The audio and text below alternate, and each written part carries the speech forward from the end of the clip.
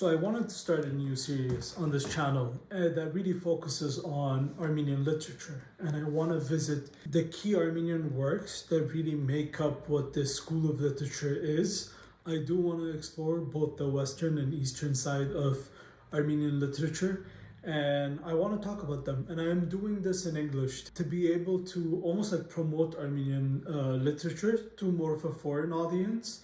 And of course, by the end of each review, I will try my best to find an English translation of that book that you can pick up, or any other language I can really find. I'll have them all in the comments so you guys can go pick it up. So this one is called People Without Childhood, or People with No Childhood. The way you spell it in Armenian is Manguchun Chunetsoch Martik. And this one is written specifically in Western Armenian. So it's written by Antranig Dzarugian, who is basically a survivor of the Armenian genocide. He, from my understanding, was separated from his mother during the death marches that Armenians were forced to take from Western Armenia, what is today basically Turkey, towards Syria. There were large swaths of deserts and there were death marches.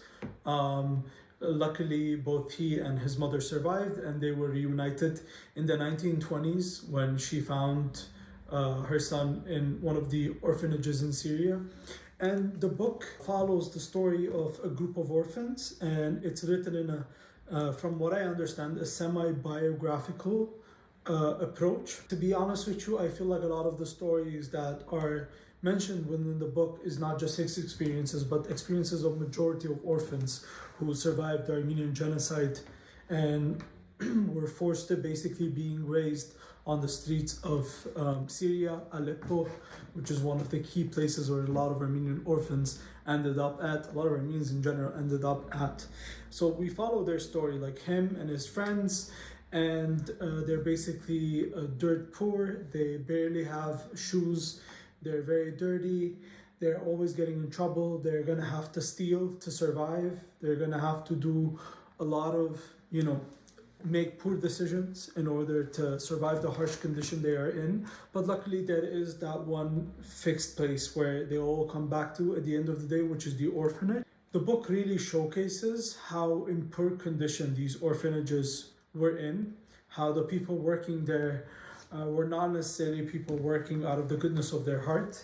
A lot of these kids, a lot of these orphans were treated quite badly.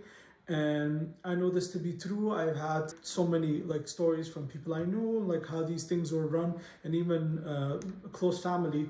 Well, these orphanages were not ideal places for kids. The people running them were often extremely horrible human beings. Some might argue they were like that because they also, a lot of these people are probably traumatized by the events that took place, the events of the Armenian genocide, and, ask traumatized people to raise kids and see how that goes. The story itself is just very beautiful, very painful, and many times very hilarious. Now, you might think, because this book is about basically the orphans of the Armenian genocide, that you would think it's all doom and gloom all the time, or it's all depressing all the time. No, on the contrary. I love this book for so many reasons, and primary is because it really showcases the Armenian spirit and the hope in the eyes of these orphans that things might get better for the future. You see them genuinely act like kids. Most of these kids don't even know what the genocide is. They don't know what they experienced. Some of them are too young to probably remember a lot of it. But they're all in this situation where, they're here without their parents. They don't know where their parents are. They don't know if they're alive or dead, as many truly at the time didn't know. But yet you still see the glimmer of hope in their eyes and them trying to make sense of the world. But at the same time, they're just children. They're acting like children. They play a lot. They fight a lot.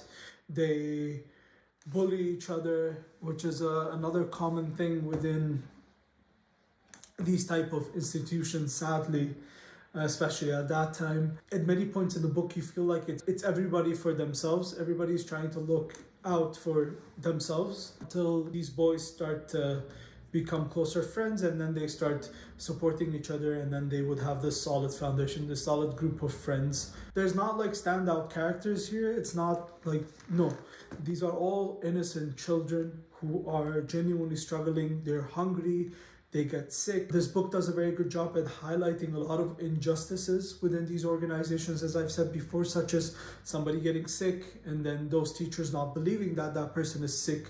Therefore, a lot of horrific things happen because people lie their way to, let's say, better situations, and other people who genuinely need the help, who genuinely need the support, get completely ignored by these unqualified adults who are supposed to be there supporting them.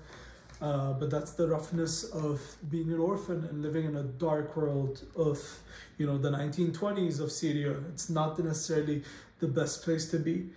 And you also see them interacting with their environment, especially with the Arabic people around them, because they're in Syria. You see them basically, this book does a great job to show you the humanity of the Syrian people, because the truth was that, when those victims were marching the deserts, and when they reached Deir ez-Zor, or when they reached, anywhere in Syria, they could have easily been refused to enter somewhere, or kicked off, or sent back to the desert so they starve. Like, these people in Syria were just normal human beings, and if they saw somebody was suffering, they wanted to help them, and they're just human beings, and they didn't look at you different because of your religion and such.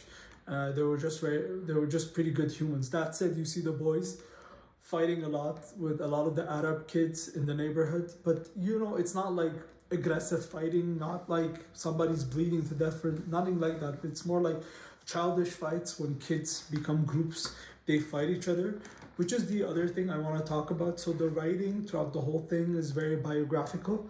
It's very personal. It's beautiful. It's painful. And like I said, it's funny because these are kids. And regarding that funniness, there's a couple of sections within the book where the tone of voice changes and the writer starts speaking in like military terms. So for example, when these group of orphans, they started fighting these Arab kids in the neighborhood, the description and the way the battle happens, yes, exactly, the word battle, the writer starts using adult terms such as infantry, like the base, or attack, retreat, surrender, and he starts using terms that you would think you read in a history book when two armies are battling, but then these are a group of kids. So that entire tone of voice change is such a unique thing that I actually have never read in any other book, where it, like, out of nowhere that happens.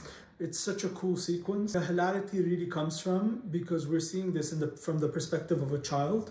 And children, despite the horrible situation that they were in, they chose to see the best of times. They chose to see the light at the end of the tunnel.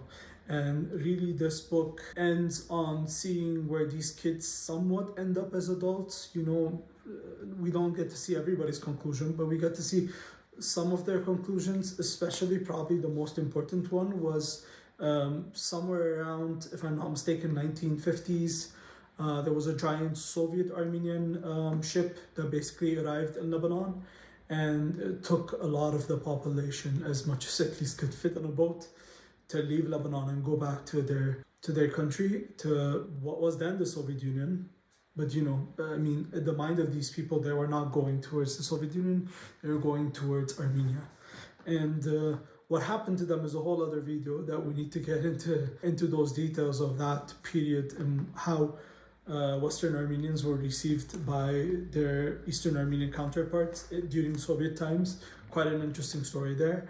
But besides that, I think this book is crucial for anybody who wants to get into Armenian literature. I feel like this is such a foundational book. It's one of those ones that you need to pick up.